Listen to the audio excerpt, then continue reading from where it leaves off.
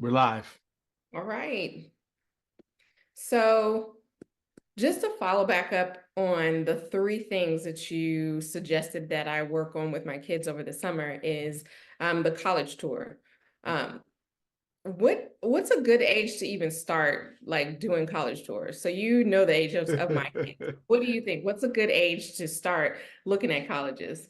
And before we even get there, it's funny because I was talking to my daughter and I'm talking to her about college and she's like, I don't even want to look that far in the world. She's like, I don't even want to look that far out, mom. I was like, okay, well, she's 10, so there's that. But what do you think? What's a good age to start college Well, tours? tell her according to her older cousin, she's late. He, you remember he took his first official college tour at age 6. Oh, wow. Right.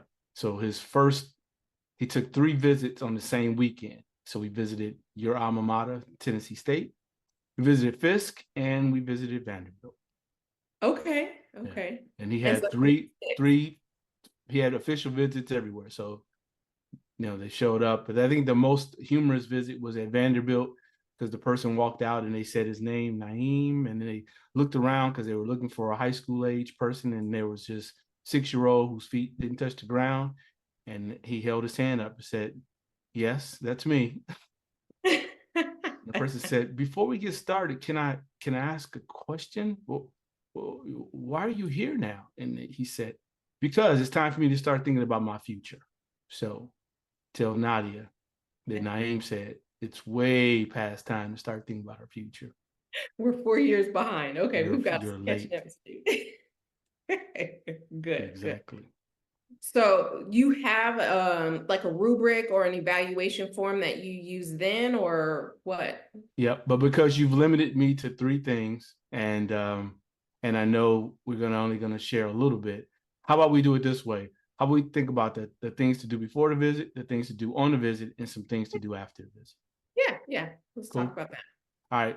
So before the visit, I think of visiting college is a little like dating. I know it's been a long time since I had a date, and today y'all swipe. Well, you don't, but today the people swipe right.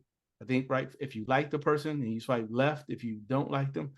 I think that Hey, that I don't know because I've never done it all either. right. Well, so anybody who's listening, if you dating and you swiping, you can tell us in the comments if we are getting this right or wrong. But anyway, I know you have to swipe one way or the other to say you like it, or you put a star by them, or you do whatever.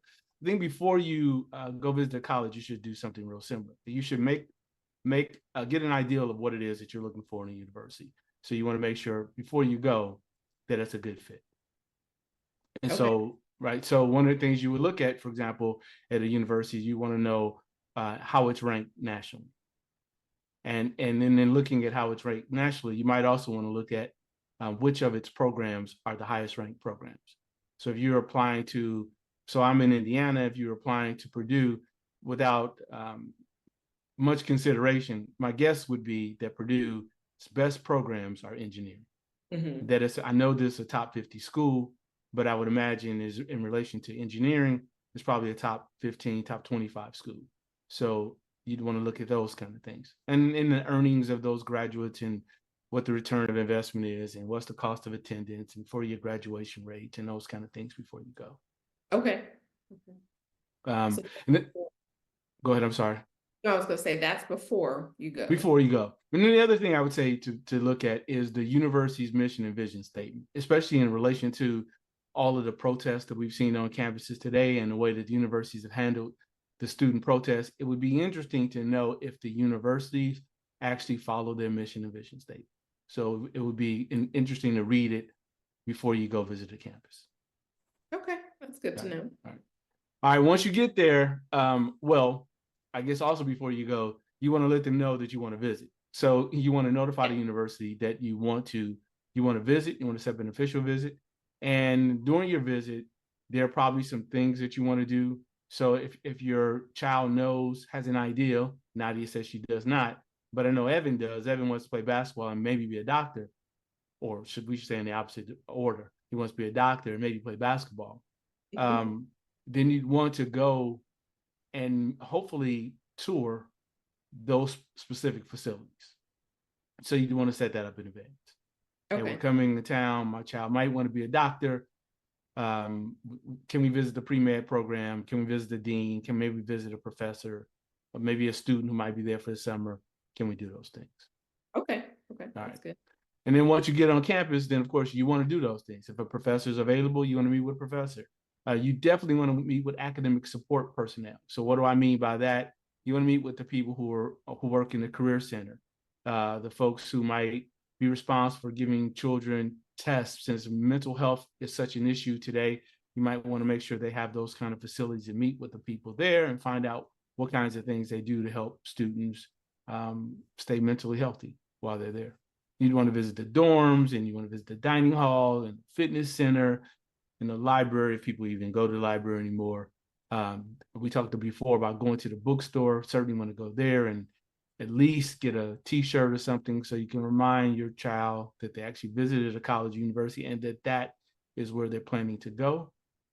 In the case of Evan, since we talked about him wanting to play basketball, you might even want to see if there is an opportunity to perhaps participate in a sports camp. So maybe they have a one-day camp, and maybe you all can do that simultaneously during the campus visit. Okay. Good stuff. Let's see if there's anything else you might want to do while you're there. We talked about professors. We talked about the deans. If there's students available, when you're there are things you could ask as questions, but we can talk about those at a different time or just sort of provide that kind of stuff in a rubric. The other thing you definitely want to do when you're there, as a parent, you want to walk and drive around the community and see the surrounding areas of the campus. Yeah.